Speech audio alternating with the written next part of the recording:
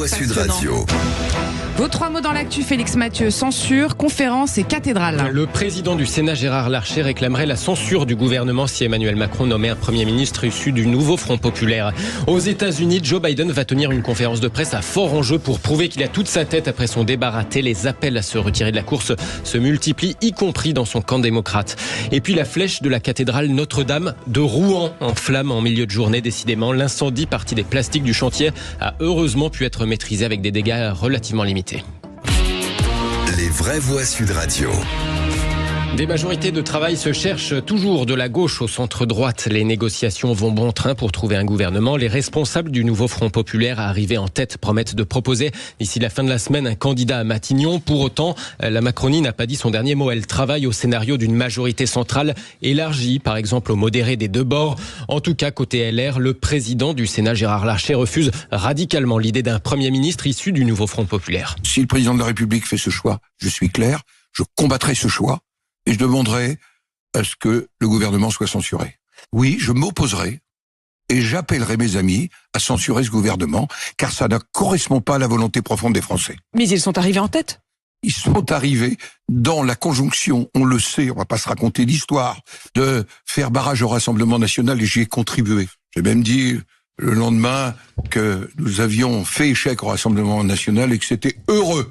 Gérard Larcher, président du Sénat, chez nos confrères de BFM TV ce matin. Il en appelle à enjamber les JO de l'été pour bâtir le futur gouvernement. Je voudrais juste dire qu'il n'a combattu rien du tout. Gérard Larcher fait partie de tous les dirigeants de droite qui ont dit on ne choisit pas entre LFI et le RN. Il fait partie de tous ces dirigeants. Donc il peut avoir dit le lendemain j'en suis heureux. C'est absolument faux. Il fait partie, Bruno Le Maire, il fait partie de tous ces dirigeants de droite qui ont fait nini.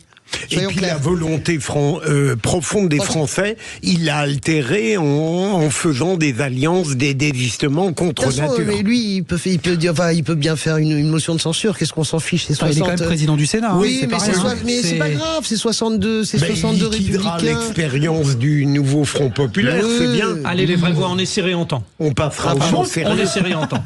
Deuxième mot? Oui, deuxième mot, cette conférence de presse a fort enjeu pour Joe Biden. Une conférence de presse de grand garçon, selon les mots de la Maison-Blanche. Autrement dit, le président des États-Unis doit soutenir une conversation à bâton rompu avec tous les journalistes, lui qui n'a jamais été fan de cet exercice. Objectif, prouver qu'il est en pleine possession de ses moyens et donc faire oublier ce débat raté face à Donald Trump il y a 2 semaines. The total initiative relative to what we can do with more border patrol and more asylum officers. President Trump? I really don't know what he said at the end of that sentence. I don't think he knows what he said either. Look. Je ne comprends pas ce qu'il dit et je crois que lui non plus avait cinglé le républicain alors que Joe Biden défendait sa politique migratoire. Débat si raté que le locataire démocrate de la Maison-Blanche avait dû s'en justifier.